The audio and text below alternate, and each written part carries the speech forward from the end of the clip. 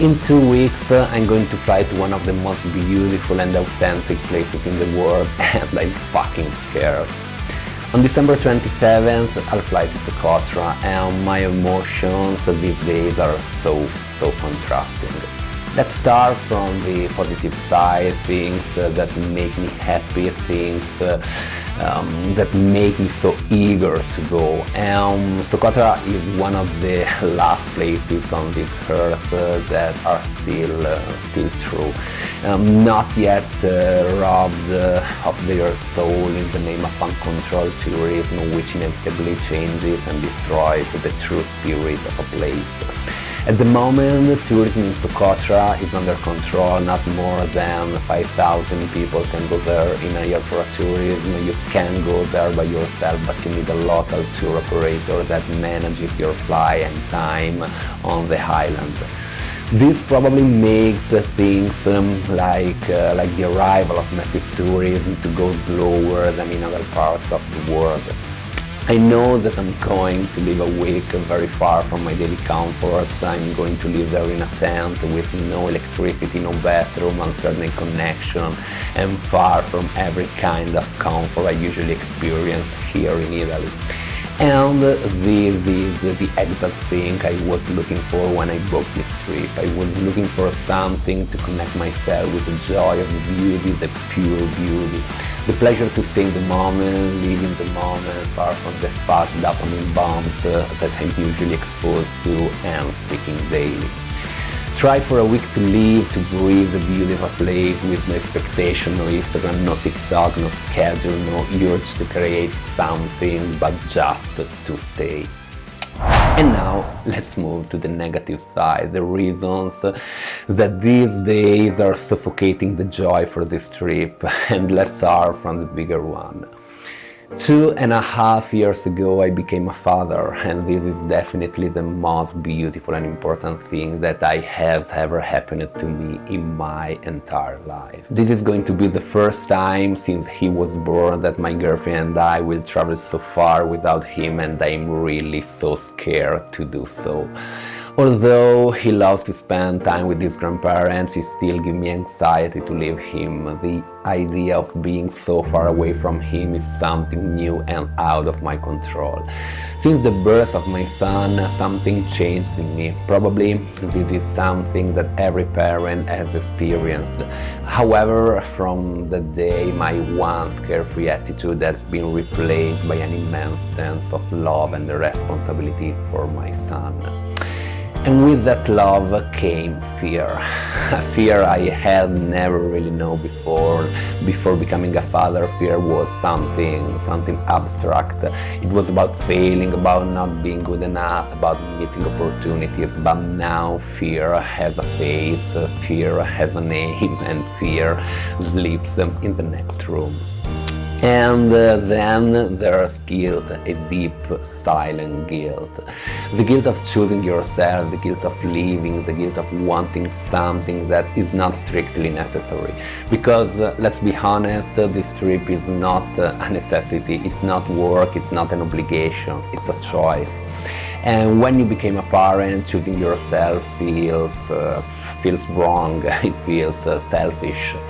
It feels like you are betraying a role you promised to embody forever. And this internal conflict is exhausting, because on one side I know that becoming a parent didn't mean disappearing as a person. I know that my son doesn't need a father who sacrifices everything and slowly becomes empty. He needs a father who is alive, inspired, present, connected with life. But on other side, there's this voice saying, how can you live, how can you enjoy beauty while your son is not with you, and how can you be so far away? And I think this trip is exactly about that conflict. Socotra is not just a destination for me.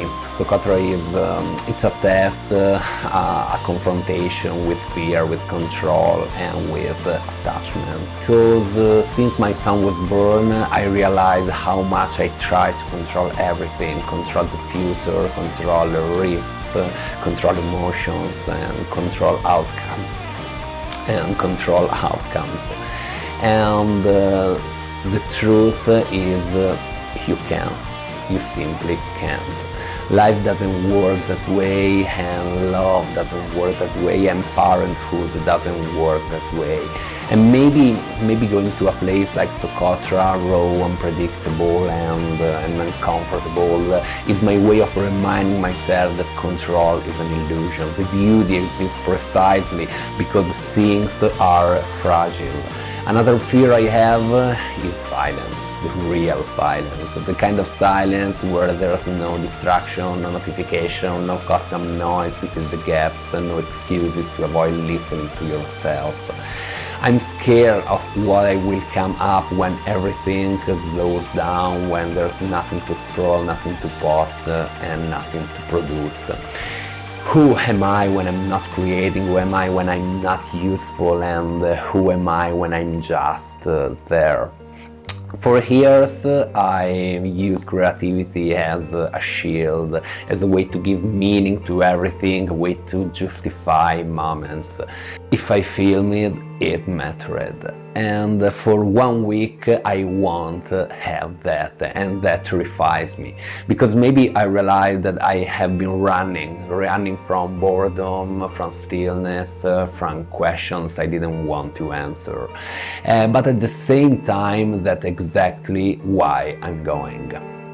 Because I feel that somewhere along the way, between deadlines, algorithms, expectation and responsibilities, I lost something. A certain kind of wonder, a certain kind of lightness, and the ability to just be moved by beauty without needing to explain it. I want to wake up and not know what time is it. I want to feel tired because of the sun, not because of the screen. And I want to be humbled by landscapes that don't care about me, and maybe, just maybe, in the space, in the distance, in that discomfort, I'll understand something.